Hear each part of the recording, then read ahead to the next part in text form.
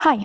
क्या होगा अगर मैं आपसे कहूँ कि आपकी लाइफ़ में अभी जो चीज़ें चल रही हैं, बहुत सारी जो चीज़ें चल रही हैं या जो चीज़ें पहले हो चुकी हैं या फिर जो चीज़ें होने वाली हैं, वो सारी चीज़ें कभी कोइंसिडेंसेस थी ही नहीं।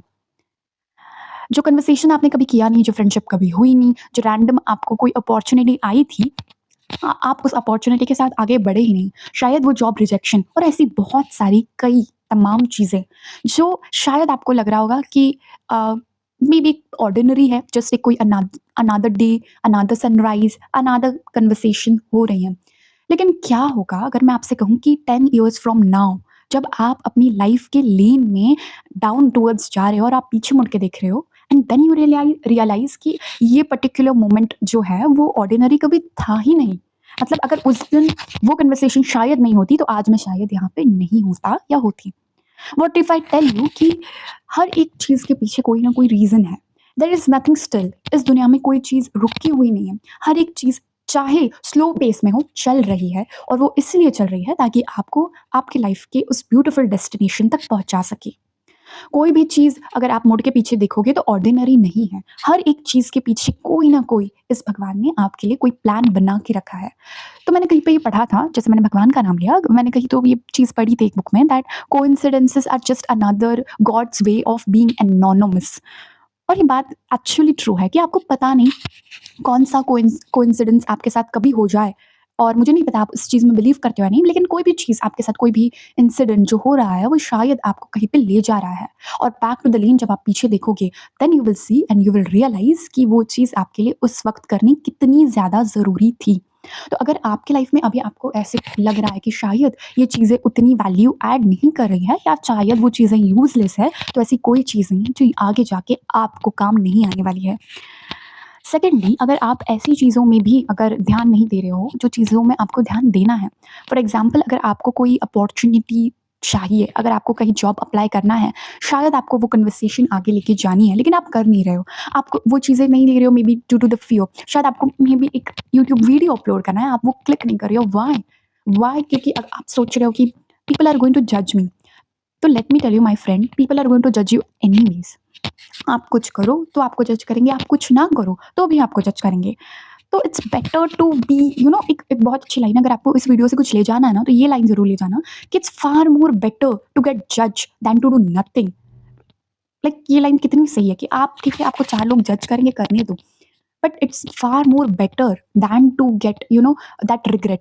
और मैं आपको एक चीज़ बताना चाहती हूँ कि लाइफ में ना एम्बैरेसमेंट्स आप झेलो, बहुत सारे आएंगे, आप झेलो। आपको कोई चीज़ करनी थी, वो गलत हो गई, लेकिन आपने वो चीज़ की, that is far more better than वो रातें जो आप सोच रहे हो रिग्रेट में कि यार मैंने वो चीज़ कर दी होती उस दिन तो शायद आज क्या होता। ठीक है, आपको कुछ एम्बैरेसमेंट हो सकता है, बट वॉट इफ अगर वो चीज़ अच्छी भी हो जाए तो वो भी पता नहीं हमें। लेकिन इट्स ऑलवेज ऑलवेज thousands क्या 2000 times better to do anything to try than to stay in regret forever and ever in your life।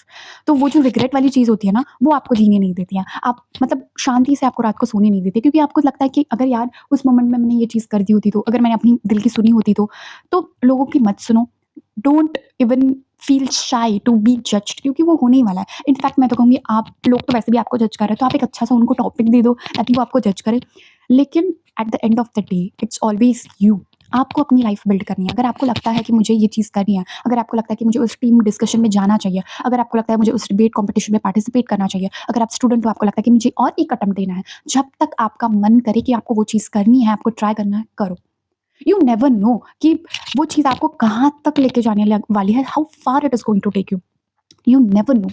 और शायद अगर आप पकड़ भी लो, वो चीज़ वर्कआउट नहीं हो रही है, आई एम डैम श्योर उस चीज़ से जो आपने सीखा होगा ना, वो चीज़ कहीं ना कहीं आपको लाइफ में मतलब काम आएगी ही आएगी। ऐसी कोई चीज़ आपकी वेन नहीं जाएगी। तो इफ़ यू एवर थिंक कि मैंने 3 साल यूपीएससी प्रिपेयर करने में गवा दिए, दैट वाज नथिंग हैपनिंग, लेकिन साइमल्टेनियसली वो उस चीज़ से निकलने के लिए मैं हर रोज़ कोई बुक पढ़ती थी। फॉर एग्ज़ाम्पल मैनिफेस्टेशन से रिलेटेड कोई बुक पढ़ती थी, कोई चीज़ पढ़ती थी, एंड मैंने साइमल्टेनियसली यूट्यूब पे वो चीज़ डालने लग गई जस्ट फॉर रैंडम कि मुझे माई सेल्फ फ़ील होता था। और शायद आज आप यूपीएससी एस्पिरेंट जो बनना चाहते थे वो नहीं बने, लेकिन एक सक्सेसफुल यूट्यूबर बने। You bought that dream house, you bought that dream घर जो भी है, हाउस हो, कार हो, जो चीज़ है वो आपने लाई। तो it is never going to go in vain. अगर आप कोई रास्ते पे जा रहे हो and God is diverting you to something else which you are not liking at all, take it as a blessing. मैं तो कहूँगी ब्लेसिंग ले लो, क्योंकि वो चीज़ आगे जाके जब आप पीछे देखोगे, आप कहोगे कि ये चीज़ से तो मेरी लाइफ़ बिल्ड हुई है, इस चीज़ के अराउंड ही तो मेरी लाइफ़ है। अगर ये चीज़ ना नहीं हुई होती उस मोमेंट पे मेरे साथ, तो शायद आज मेरी लाइफ़ कहीं और होती। तो अगर आपको लग रहा होगा ना कि मुझे वो चीज़ करनी है, बहुत दिनों से, मंथ से, ईयर्स से मैं सोच रही हूँ या सोच रहा हूँ कि मुझे वो चीज़ करनी है, लेकिन मैं कर नहीं रहा हूँ। मेबी आपको कुछ चीज़ स्टार्ट करनी है, आपको पता नहीं, आपको ऑकवर्ड लग रहा है कि आप कैसे करोगे। अगर आपको कोई चीज़ बिल्ड करनी है, लेकिन आप सोच रहे हो कि what if I fail in that particular thing, और अगर आप सोच रहे हो कि अगर मैं ये चीज़ कर दूँ तो लोग हँसेंगे, मत ये सारी चीज़ों में सोचो। मेरा एडवाइस आपसे यही है कि आप जस्ट टेक दैट मोमेंट, आप ले लो उस मोमेंट में स्पॉन्टेनियसली वो डिसीजन ले लो और वो अपॉर्च्युनिटी ग्रैब कर लो। पता नहीं आप कैसे करोगे, कर लोगे पता नहीं, लेकिन ले लो। जो अपॉर्च्युनिटीज़ आ रही हैं, जो चीज़ें आपको करनी है, कर लो।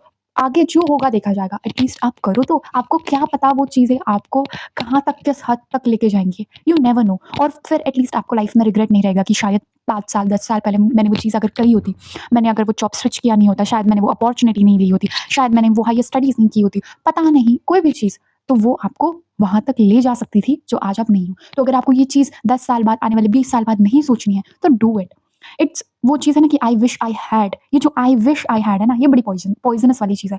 क्योंकि वो हर दिन आपको उस रिग्रेट के पानी में बहाते जाती है, बहाते जाती है, बहाते जाती है। तो वो उसका कोई यूज़ ही नहीं कि I wish I had started, I wish I had done that, I wish I had taken that chance, I wish I had.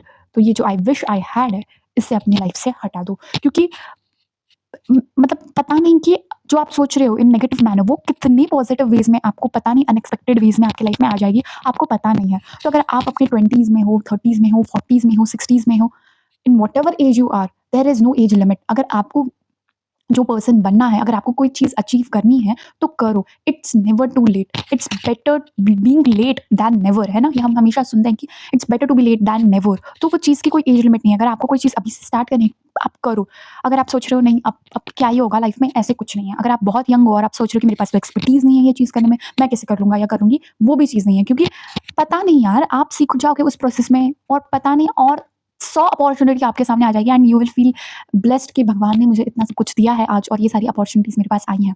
तो it's okay to be judged, लेकिन एटलीस्ट आप मुझे बताओ, मैं आपको एक रियल और एक शायद बहुत हर्टफुल चीज़ हो सकती है ये मैं पूछ रही हूँ, लेकिन ऑनेस्टली एक हार्श ट्रुथ मैं आपसे बोलूँ कि आपके पास अल्टरनेटिव भी क्या है? मुझे बताओ।